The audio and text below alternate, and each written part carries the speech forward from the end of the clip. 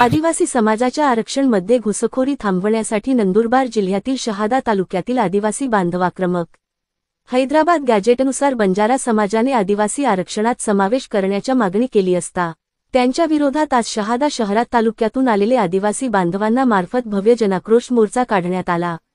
सदरील मोर्चा बिरसा मुंडा स्मारकापासून सुरुवात होऊन शहरातील मुख्य मार्गाने जात महात्मा ज्योतिबा फुले पुतळ्यास अभिवादन करण्यात आले। त्यानंतर मोर्चेकऱ्यांनी डॉक्टर बाबासाहेब आंबेडकर पुतळ्याला अभिवादन केले। यानंतर मोर्चाचे सभेत रूपांतर झाले। यावेळी बिरसा मुंडा समितीचे अध्यक्ष सुनील सुळे, सचिन पावरा, सामाजिक कार्यकर्ते जगदीश सोनवणे, जय आदिवासी ब्रिगेडचे तालुकाध्यक्ष सुनील माळी, जमन ठाकरे, जय बजरंग ग्रुपचे अध्यक्ष गोपाल गांगुर्डे, किरण भाऊ, अंबालाल भाऊ, बाला भाऊ, डॉक्टर जाधव ठाकरे, चुनीलाल ब्राह्मणे यांच्यासह शहादा तळोदा संघाचे आमदार राजेश पाडवी, माजी मंत्री पद्माकर वळवी, आदिवासी साहित्यिक वाहरू सोनवणे, सुहास नाईक, अनिल कुवर आदी मान्यवरांनी आपल्या मनोगतातून आदिवासी आरक्षणाचा बचाव करण्याचे आवाहन केले। यावेळी मोठ्या संख्येने समाज बांधव उपस्थित होते। यावेळी जिल्ह्यातील विविध आदिवासी, दलित संघटना, ग्रामसेवक, सरपंच, पोलीस पाटील संघटनासह हजारोच्या संख्येने आदिवासी बांधव उपस्थित होते। यावेळी पोलिसांचा मोठा फौजफाटा तैनात करण्यात आला होता। गावकरी एक्सप्रेस न्यूज साठी जगन ठाकरे, मुख्य संपादक, शहादा। नमस्कार, मी जगन ठाकरे, गावकरी एक्सप्रेस मधून। नंदुरबारची जी घटना झालेली आहे त्या घटनेच्या पार्श्वभूमीवर आणि बंजारा आणि वंजारा समाजाने जे आरक्षणाबाबत जे काही आरक्षणाची मागणी करे त्या संदर्भात शहादा शहरात एक मोठे असं आक्रोश मोर्चा निघालेला आहे। आपण बघू शकता शहादा तळोदा मतदारसंघाचे आमदार राजेशजी पाडवी हे स्वतः यामध्ये आक्रोश मोर्चामध्ये आहेत। शिवाय पद्माकर वळवी हे पण देखील आहेत। मानव डॉक्टर बाबासाहेब आंबेडकरांनी आदिवासी आणि दलित समाजाला संविधानाच्या माध्यमातून त्या ठिकाणी आरक्षण दिलेलं आहे। त्याची चौकट एवढी मजबूत आहे की ती कोणीही बदलू शकत नाही, कोणी तोडू शकत नाही। अशा चौकटीत आपल्याला त्यांनी ठेवलेलं आहे, ते कदापि शक्य नाही। परंतु काही दिवसापूर्वीच जे काही हैदराबाद गॅजेटच्या माध्यमातून की हैदराबाद गॅजेटमध्ये देखील काही समाजांना त्या ठिकाणी आरक्षण असं म्हटलंय, परंतु त्या गोष्टी तथ्यहीन आहे।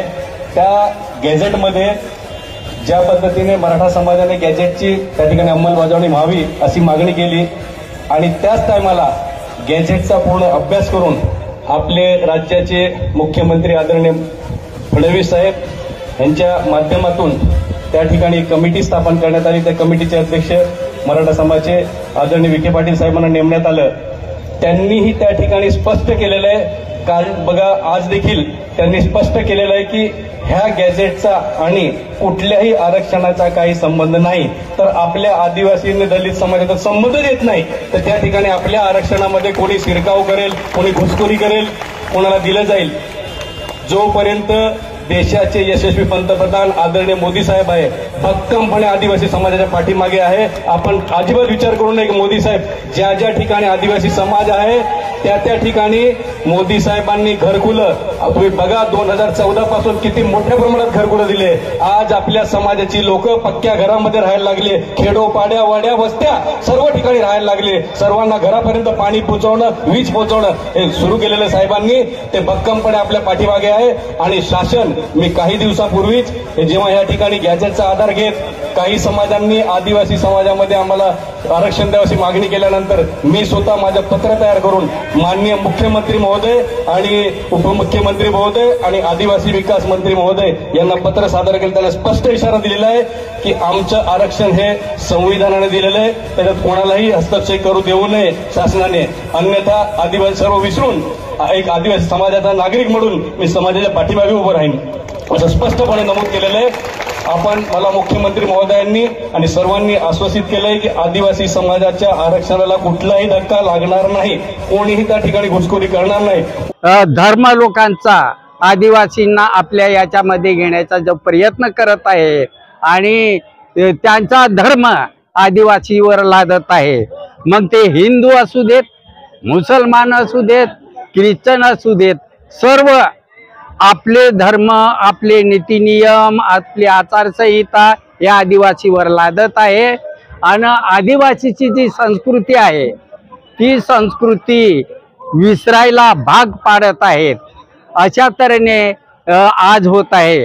आज देशामध्ये आदिवासीचे जे देवधर्म आहेत त्याला बाजूला टाकत आहेत, त्यांचे देव पुढे मांडत आहेत। आदिवासीची लग्न पद्धती ही बाजूला सारत आहेत।